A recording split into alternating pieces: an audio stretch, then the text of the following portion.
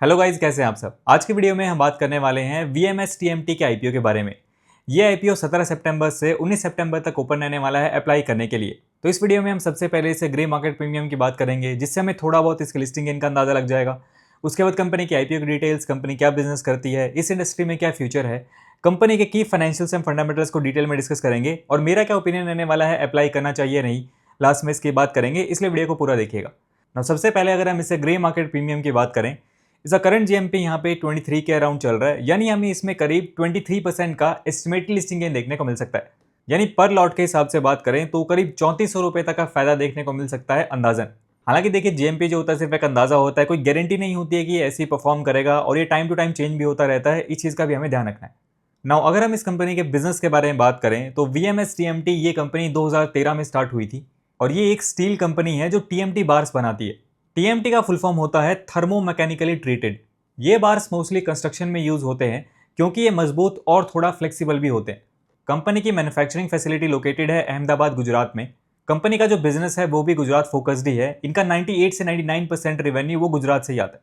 Company TMT bars के अलावा allied products भी बेचते हैं, जैसे binding wires, billets, scrap etcetera. चलिए अब हम क्विकली इस आईपीओ की डिटेल्स की बात कर लेते हैं। इस आईपीओ का प्राइस बैंड यहाँ पे 94 से 99 रुपीज पर शेयर का रखा गया है। टोटल इशू साइज यहाँ पे होने वाला है करीब 148 करोड़ रुपए का और ये पूरा का पूरा यहाँ पे फ्रेश इशू होने वाला है। एक लॉट में यहाँ पे 150 शेयर्स रखे गए हैं, यानी आपको 14,850 रुपीज मिनिमम पे करने पड़ेंगे इस आईपीओ में अप्लाई करने के लिए। इस आईपीओ की जो टाइमलाइन होने वाली है उसको आप यहाँ पे स्क्रीन पे देख सकते हैं। 24 सितंबर को इस आईपीओ को लिस्टिंग हो गई और 19 सितंबर शाम 5 बजे तक इस आईपीओ में अप्लाई कर सकते हैं। इस इशू के ऑब्जेक्टिव की बात करें तो कंपनी जो फ्रेश इशू से पैसा उठाने वाली है उसका यूज कंपनी यहाँ पे अपनी डेट को रीपे करने के लिए यूज करेगी। नाउ चलिए अब हम इसके फाइनेंशियल्स की बात कर लेते हैं, लेकिन वीडियो में आगे बढ़ने से पहले मैं आपको बताना चाहता हूं India's one of the largest crypto platforms CoinSwitch के बारे में। अगर आप क्रिप्टो ट्रेडिंग में इंटरेस्टेड हो तो यहाँ आप crypto spot, futures and options तीनों INR में ट्रेड कर सकते हो। कॉइनस्विच इंडिया का पहला और अकेला प्लेटफॉर्म है जो तीनों तरीके की ट्रेडिंग ऑफर करता है, spot, futures and options. CoinSwitch spot में आप 300 प्लस क्रिप्टो में ट्रेड कर सकते हो और कॉइनस्विच फ्यूचर्स में आपको मिलती है लोएस्ट फीस, 500 प्लस कॉन्ट्रैक्ट्स और 100x तक का लेवरेज। मतलब अगर आपके पास 1000 है ट्रेड करने के लिए तो आप 1 लाख तक की पोजीशन ले सकते हो। फॉर एग्जांपल, अगर आप 100x लेवरेज लेते हो तो आपका प्रॉफिट और लॉस दोनों ही 100x हो सकते हैं। ऑल्सो फ्यूचर्स में TDS भी नहीं लगता है। ऑप्शंस में बिटकॉइन, एथेरियम, सोलाना कॉन्ट्रैक्ट्स में बाई एंड सेल कर सकते हैं with as low as 200 INR। मजेदार चीज ये है कि इधर डेली एक्सपायरी है। कॉइनस्विच FIU ऑफ इंडिया से रजिस्टर्ड है और 2.5 करोड़ प्लस यूजर्स के साथ इंडिया का one of the biggest exchange है। सिक्योर भी है। कॉइनस्विच पर प्रूफ ऑफ रिजर्व भी मेंटेन होता है। प्रूफ ऑफ रिजर्व्स का मतलब एक्सचेंज के पास यूजर्स के फंड से ज्यादा क्रिप्टो होल्डिंग्स हैं, which shows strong financial health. अगर आप इंटरेस्टेड हैं तो कॉइनस्विच को चेकआउट कर सकते हैं, link description and pin comment में दिया गया है। Crypto products and NFTs are unregulated and can be highly risky. There may be no regulatory recourse for any loss from such transactions. चलिए अब हम इसके फाइनेंशियल्स की बात कर लेते हैं। सबसे पहले अगर हम इसके एसेट्स देखें तो एसेट्स हमें यहाँ पे अच्छे दिखाई दे रहे हैं। ईयर ऑन ईयर इंक्रीज भी हमें यहाँ पे एसेट्स में देखने को मिल रहा है। फाइनेंशियल 25 में कंपनी के एसेट्स थे यहाँ पे 412 CR के आसपास। टोटल इनकम यानी रेवेन्यू की बात करें तो इसके रेवेन्यू में हमें ईयर ऑन ईयर थोड़ा सा डिक्रीज देखने को मिल रहा है। फाइनेंशियल 23 में कंपनी का रेवेन्यू था यहाँ पे 882 CR के आसपास। फाइनेंशियल 24 में वो कम होके हो गया 873 और फाइनेंशियल 25 में और ज़्यादा कम हुआ 771 CR के आसपास ही आ गए। हालांकि अगर हम इसका प्रॉफिट आफ्टर टैक्स देखें तो उसके अंदर हमें लगातार यहाँ पे इंक्रीज देखने को मिल रहा है। फाइनेंशियल 23 में कंपनी का प्रॉफिट था यहाँ पे 4.2 CR के आसपास। फाइनेंशियल 24 में वो बढ़ के हो गया 13.4 करोड़ और फाइनेंशियल 25 में कंपनी ने यहाँ पे 15.4 CR अपना प्रॉफिट आफ्टर टैक्स रिपोर्ट किया है। और फाइनेंशियल 25 के फर्स्ट क्वार्टर को हम देखते हैं तो अभी तक कंपनी 8.5 CR का प्रॉफिट रिपोर्ट कर चुकी है। तो रिवेन्यू के अंदर तो नहीं, लेकिन प्रॉफिट के अंदर हमें यहाँ पे ठीक ठाक ग्रोथ देखने को मिल रही है।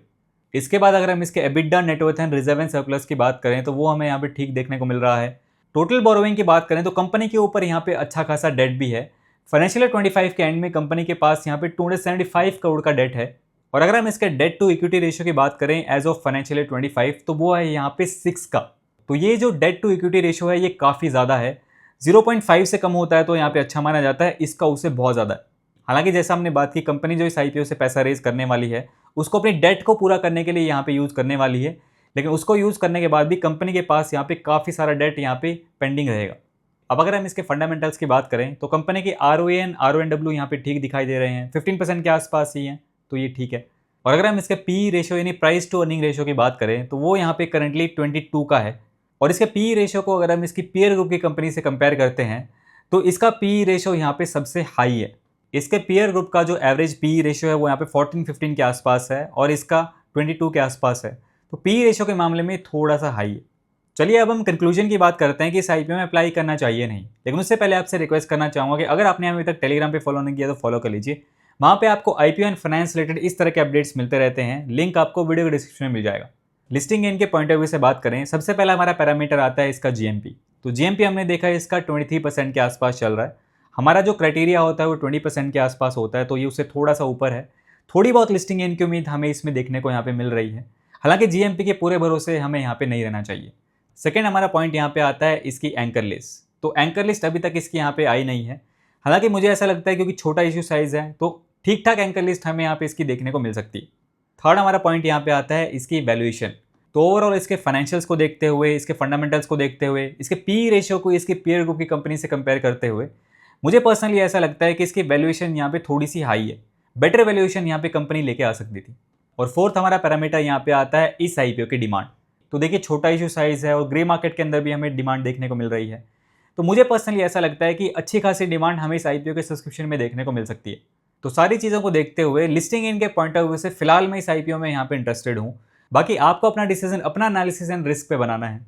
वैसे मैं जो मेरा फाइनल डिसीजन है वो आखिरी दिन में कैसे पैरामीटर्स हैं, जीएमपी एंड सब्सक्रिप्शन वगैरह कैसा है वो देख के मैं यहाँ पे बनाता हूँ।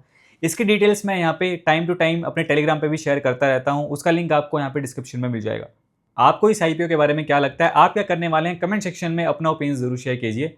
आज के वीडियो में इतना ही। वीडियो पसंद आया तो इसे लाइक कीजिए। मेरा नाम है सुनील, मिलते हैं नेक्स्ट वीडियो में। Thanks for watching.